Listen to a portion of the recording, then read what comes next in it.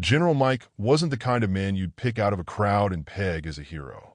He was average height, with a face that seemed perpetually stuck in an expression of mild irritation, like someone who'd just remembered they left the stove on. His hair was an unremarkable shade of brown, cropped short in the military style, and his eyes were a dull gray that betrayed no secrets. But there was something about him, something in the way he carried himself, in the way he spoke, in the way he listened, that made people follow him. Not out of fear, not out of blind loyalty, but because they believed he would get them through whatever hell lay ahead. Mike hadn't planned on joining the Intergalactic Human Army. Hell, he hadn't even planned on leaving Earth. He'd been a mechanic back in Detroit, fixing up old combustion engines for collectors who still cared about such things. But then came the draft. Humanity had finally clawed its way into the galactic community, only to find out that we were the cosmic equivalent of ants at a picnic, tolerated but unwelcome. The other species saw us as primitive, violent, and embarrassingly small-minded. They weren't entirely wrong. The draft had been Earth's desperate attempt to prove its worth to the Galactic Assembly. If humans could contribute to interstellar peacekeeping forces, maybe, just maybe, we'd earn a sliver of respect. Mike had been one of millions conscripted into service. He didn't have any illusions about it. Earth wasn't looking for heroes. They were looking for bodies to fill uniforms and names to put on rosters. Training had been brutal. The instructors were mostly Zeltharans, a species that looked like someone had crossed a praying mantis with a porcupine and then decided it wasn't quite terrifying enough. They had no patience for human frailty. "Your kind is weak," one of them had hissed during Mike's first week at boot camp. "Your bones are brittle, your muscles are inefficient, and your brains are simplistic." Mike had clenched his jaw and kept his mouth shut. Complaining wouldn't change anything. By the time he graduated, Mike had learned two important lessons. First, that humans were indeed physically inferior to almost every other species in the galaxy. And second, that underestimating humans was a mistake most aliens seemed eager to make. The galaxy wasn't at war, not officially, but tension simmered just beneath the surface. The Galactic Assembly was a fragile coalition of dozens of species, each with its own agenda and grudges. Humans were tolerated because they were too insignificant to be worth fighting over.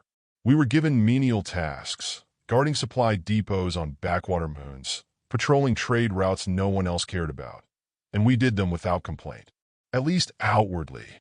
But resentment festered among the human ranks. We knew what they thought of us, pests scurrying around their grand halls of diplomacy, barely worthy of notice unless we got underfoot. They called us dirt walkers behind our backs, a reference to our planet-bound origins, and laughed at our clumsy attempts to adapt to zero-gravity environments or alien technologies. Mike didn't care about their insults. He cared about his people, the men and women under his command who worked twice as hard for half as much recognition. He cared about proving that humanity wasn't just some cosmic accident waiting to be forgotten.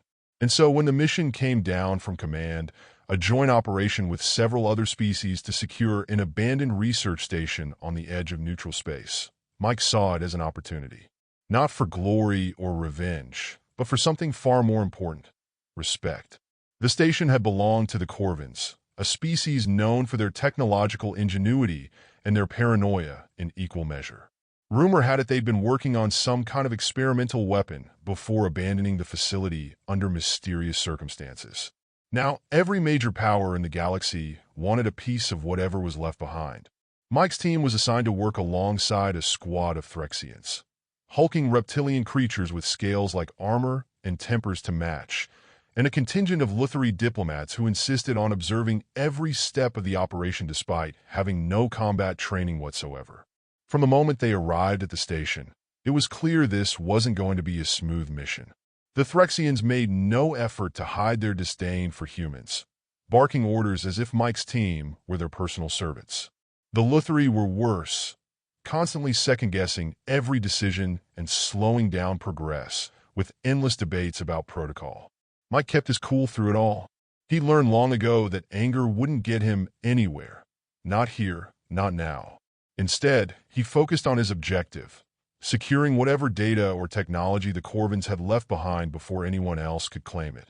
What none of them knew, what none of them could have known, was that this mission would change everything. Because deep within that abandoned station lay something no one expected, something that would force every species in the galaxy to reconsider what it meant to be human. And it all started with a box.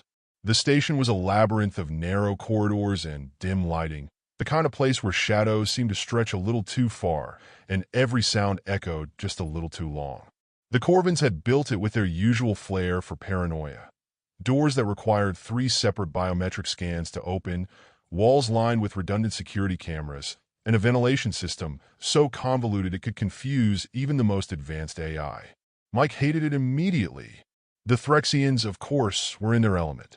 Their massive frames barely fit through the corridors, but they moved with the easy confidence of predators who knew they were at the top of the food chain. Their leader, a particularly smug specimen named Commander Vraxx, had taken every opportunity to belittle Mike since the mission began. "Try not to slow us down, Dirtwalker," he'd sneered as they entered the station. "We wouldn't want you to trip over your own primitive feet." Mike had ignored him. He always ignored them. Words were just words, and he wasn't about to give Vraxx the satisfaction of a reaction. But his patience had limits. The trouble started in what appeared to be an old storage bay. The team had split up to cover more ground, standard protocol for an operation like this. And Mike found himself paired with 2 Vraxians who clearly resented being stuck with him.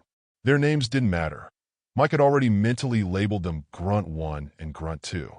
They towered over him, their scaled bodies bristling with natural armor and muscle that made them look like walking tanks. The storage bay was filled with rows of metal crates, each one marked with Corvin symbols that Mike couldn't read, but assumed meant something along the lines of "do not touch." The air was thick with dust, and the only light came from the faint glow of their helmet lamps.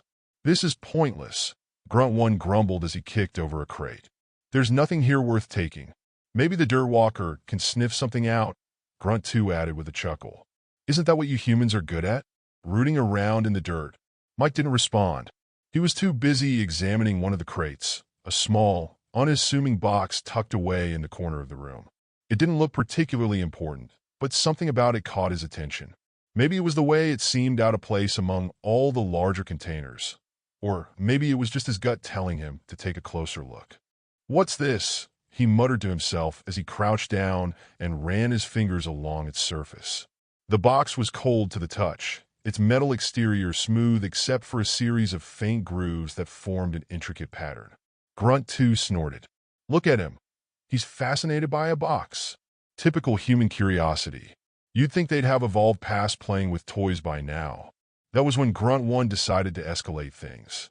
Without warning, he reached down and grabbed Mike by the back of his uniform, hauling him to his feet like he weighed nothing at all. "Listen here, Dirtwalker," Grunt 1 growled, his reptilian face inches from Mike's helmet visor. "You're only here because someone decided we needed cannon fodder. So why don't you make yourself useful?" And he never finished the sentence. Mike moved faster than either Vraxian expected. Years of training and countless hours spent sparring against opponents twice his size had honed his reflexes to a razor's edge. He twisted out of Grunt 1's grip in a single fluid motion, using the momentum to drive his elbow into the alien's throat with enough force to make him stagger backward. Grunt 2 reacted immediately, lunging at Mike with claws extended. But Mike was already moving again, ducking under the attack and delivering a sharp kick to the back of Grunt 2's knee. The Vraxian roared in pain as his leg buckled beneath him. Grunt 1 recovered quickly, too quickly for Mike's liking, and charged forward like an enraged bull.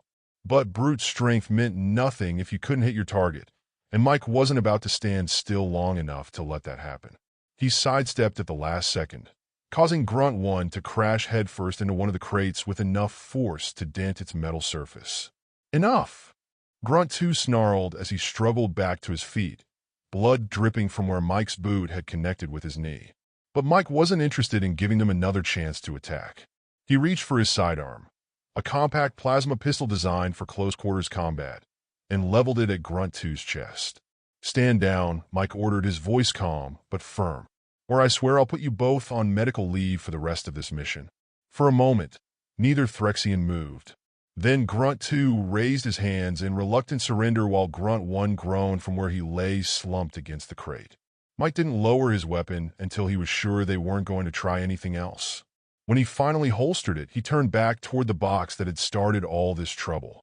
"What is so important about that thing?" Grunt 2 muttered bitterly as he limped away from Mike's reach. Mike didn't answer right away. Instead, he carefully lifted the box from its hiding place and examined it more closely under his helmet lamp. There was something etched into its surface, a series of symbols that looked almost human. "I don't know yet," Mike said quietly as he tucked the box under his arm. "But I'm going to find out." And for once, neither Threxian dared mock him again. The shuttle ride to the distant planet was silent, save for the hum of the engines and the occasional crackle of static from the comms. General Mike sat alone in the cargo bay, his helmet resting on his lap as he stared at the floor. The request for him, and only him, had come as a surprise. Missions like this usually required a team, a small army of specialists to cover every contingency. But this time, command had been clear. Asterisk, we want General Mike. No one else. Asterisk. He didn't like it. It smelled wrong, like a setup or some political game being played above his pay grade. But orders were orders, and curiosity had a way of overriding his better judgment. So here he was, hurtling through space toward a planet he'd never heard of, with nothing but his gear and a vague briefing about retrieving an asset of critical importance. The planet came into view as the shuttle broke through the atmosphere, a barren wasteland of jagged rocks and swirling red dust. The landing was rough, the kind that rattled your teeth and made you wonder if the pilot had skipped a few simulator sessions. When the hatch finally hissed open, Mike stepped out into the harsh alien wind and surveyed his surroundings. The coordinates led him to an outpost nestled between two towering cliffs. It was old, Corvan architecture, judging by the angular design and faint blue glow emanating from its walls. He approached cautiously, his plasma rifle at the ready, every step kicking up clouds of red dust that clung to his boots. Inside, the air was stale and heavy with the scent of decay. The outpost seemed abandoned, its corridors littered with debris and scorch marks that hinted at some long-forgotten battle. Mike's boots echoed against the metal floor as he moved deeper into the structure, following the faint signal on his HUD. And then he found it. The room was small and unremarkable, save for the pedestal in its center. On it sat the weapon. It wasn't what he expected. Not some massive cannon or sleek piece of alien tech, but a box. A simple metal box, no larger than a briefcase, covered in strange runes that pulsed faintly with light. Mike frowned as he approached it, his instincts screaming that something wasn't right. He reached out cautiously, half expecting it to explode or unleash some kind of trap. But nothing happened when his fingers brushed against its surface. The box was cold to the touch, unnervingly so. "Command," he said into his comms. "I've got it." There was no response. "Command," he repeated. Still nothing but static. Mike's grip tightened on his rifle as he turned back toward the corridor. That's when he heard it, the faint sound of footsteps echoing through the outpost. Not human footsteps. These were heavier, accompanied by a strange clicking noise that sent a chill down his spine. He moved quickly but carefully, keeping to the shadows as he made his way toward the exit. The clicking grew louder, closer, until he finally saw them. Aliens. Not Threxians or Lutheri or any of the species he'd encountered before. These were something else entirely. They were tall and insectoid, their bodies covered in chitinous plates that shimmered in the dim light. Their eyes glowed an eerie green, and their mandibles clicked together in what sounded like some kind of language, or maybe just hunger. Mike froze for a moment, counting them. 5, no 6, no, there were more coming from behind them. They moved with an unsettling grace, their clawed feet barely making a sound against the metal floor. One of them spotted him. It let out a shriek that echoed through the corridor, its body tensing as it prepared to lunge. "Figures," Mike muttered under his breath as he raised his rifle. The first shot hit its mark, searing through one of the alien's legs and sending it crashing to the ground with an ear-piercing screech. But there were too many of them, far too many for one man to handle alone. They came at him from all sides, their claws slashing through the air as they closed in. Mike fired again and again, each shot finding its target, but doing little to stem the tide. He ducked under one alien swipe and drove his boot into its chest with enough force to send it sprawling backward into its comrades. But for every one he took down, two more seemed to take its place. He retreated into another corridor, using what little cover he could find to slow their advance. His mind raced as he tried to think of a way out, a way to survive long enough to figure out what Command had sent him here for. And then it hit him, the box. Whatever it was, whatever it did, it had to be important enough for Command to risk sending him here alone. Maybe it was a weapon after all, or maybe it was something worse. Mike gritted his teeth as he reached for it with one hand while firing with the other. The box felt heavier now, almost as if it didn't want to be moved, but Mike didn't care. He yanked it off its pedestal and held it close as he made a break for what looked like an emergency exit. The aliens shrieked behind him, their footsteps pounding against the floor as they gave chase. Mike didn't stop running, not even when he felt their claws swipe at his back or heard their guttural cries echoing around him. He didn't stop until he burst out into open air once more, only to find himself surrounded by even more of them. Dozens of them stood between him and his shuttle, an impenetrable wall of chitinous bodies and glowing green eyes that seemed to mock him with their silence. Mike tightened his grip on both his rifle and the box as he prepared for what would likely be his final stand. Well, he muttered under his breath with a wry grin. Guess I'll show you bastards what humans are really made of. The air was thick with the acrid tang of ozone and the metallic taste of blood. General Mike stood at the center of a storm, his rifle spitting plasma bolts in rapid succession as the alien battalion surged toward him like a living tide. The ground beneath his boots vibrated with their collective weight, their guttural shrieks and the relentless clicking of their mandibles forming a nightmarish symphony that echoed off the jagged cliffs surrounding the outpost. He didn't have time to think, only to act. His body moved on instinct, each motion honed by years of training and countless skirmishes against enemies who thought humans were nothing more than fragile bags of meat. But this was different. This wasn't a skirmish. This wasn't even a battle. This was survival, pure and simple, a lone man against an army. The first wave came at him in a frenzied rush, their claws slashing through the air as they closed the distance with terrifying speed. Mike dropped to one knee and fired 3 quick shots, each bolt finding its mark with deadly precision. The lead alien crumpled mid-leap, its body skidding across the dirt before coming to a lifeless stop at his feet. The two behind it hesitated for only a fraction of a second before lunging forward, their glowing green eyes locked onto him. Mike spun to his left, narrowly avoiding a swipe that would have gutted him like a fish, and drove the butt of his rifle into the side of one alien's head. The creature staggered but didn't fall, its chitinous armor absorbing most of the impact. Mike didn't give it a chance to recover. He followed up with a point-blank shot to its chest, the plasma bolt punching through its armor and leaving a smoking hole where its heart had been. The second alien was on him before he could turn, its claws raking across his shoulder and sending him stumbling backward. Pain flared through his body, but he gritted his teeth and swung his rifle like a club, catching the creature across its jaw with enough force to shatter bone. It let out a garbled screech as it collapsed, twitching violently before going still. But there was no time to breathe. The second wave was already upon him. Mike ducked behind a jagged boulder as plasma fire erupted from the aliens' ranks, their weapons spitting green bolts that hissed through the air like angry hornets. He felt one sear past his helmet, close enough that he could smell the burnt metal where it grazed his visor. Another struck the rock beside him, sending shards of molten stone flying in every direction. He peeked out just long enough to return fire, taking down 2 more aliens before ducking back into cover. His mind raced as he assessed his situation. He was outnumbered at least 50-1, low on ammo, and bleeding from multiple wounds. The odds were impossible, but then again, they always were when it came to humans. "Come on," he muttered under his breath as he reloaded his rifle with trembling hands. "You wanted me? Well, here I am." With a deep breath, he stepped out from behind the boulder and unleashed hell. The battlefield became chaos incarnate. Plasma bolts lit up the sky like fireworks, their brilliant flashes illuminating the grim determination etched into Mike's face. He moved like a ghost through the carnage, never staying in one place long enough for the aliens to pin him down.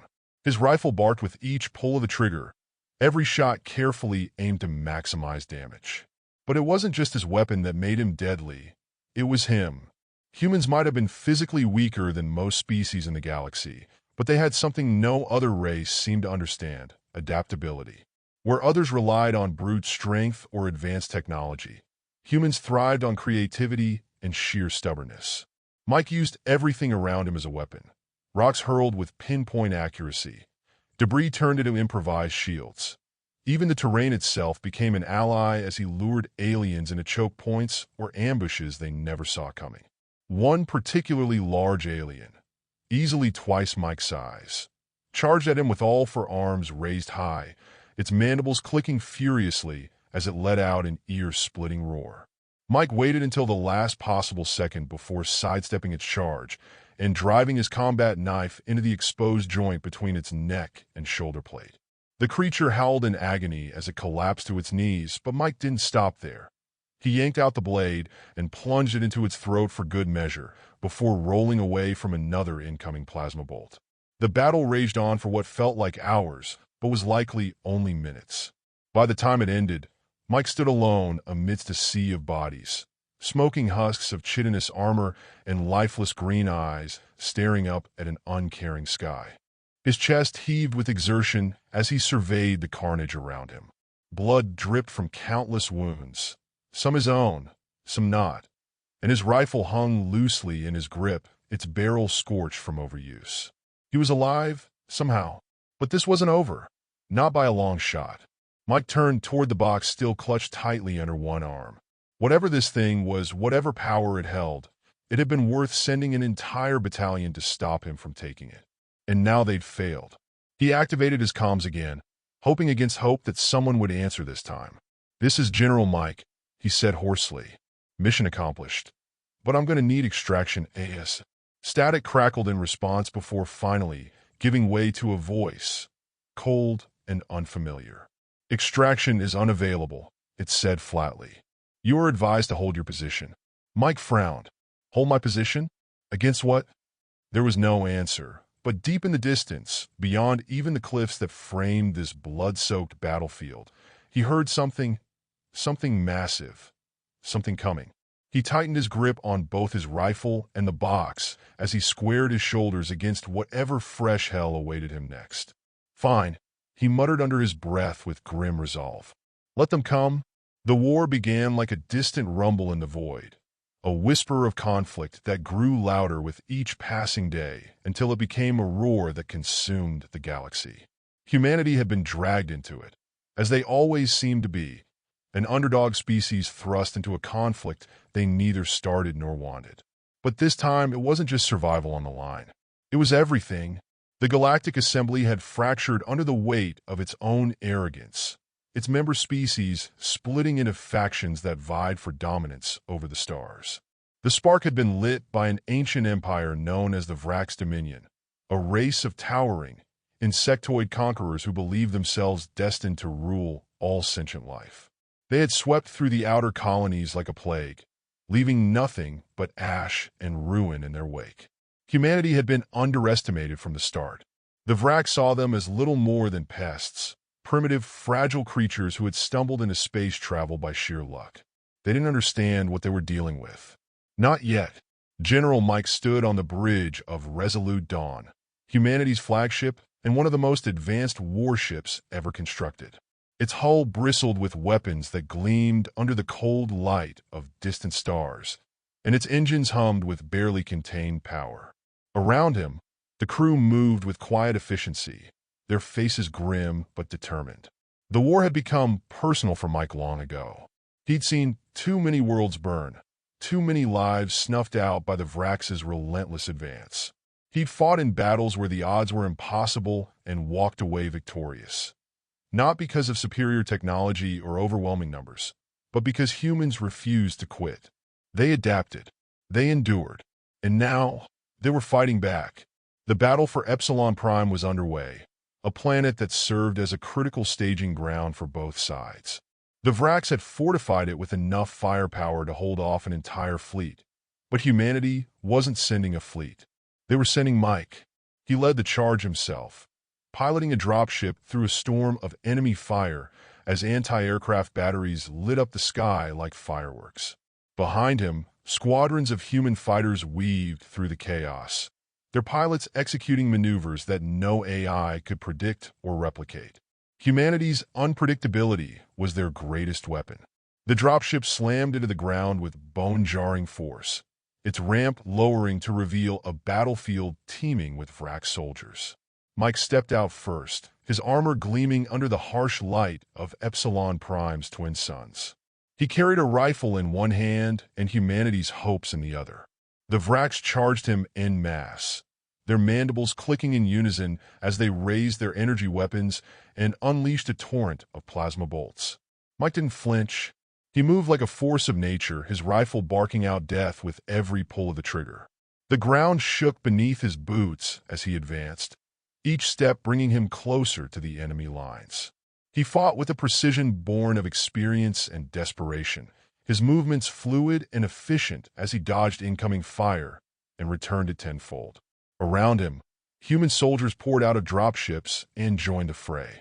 They fought not for glory or conquest, but for survival, for their families back home on Earth and on countless colonies scattered across the stars. The battle was chaos incarnate, explosions tearing through ranks of Vraxx soldiers, human tanks rolling forward like unstoppable juggernauts, aerial dogfights raging above as fighters danced between enemy ships. Mike pushed forward relentlessly, his focus unshakable even as enemy reinforcements poured onto the battlefield.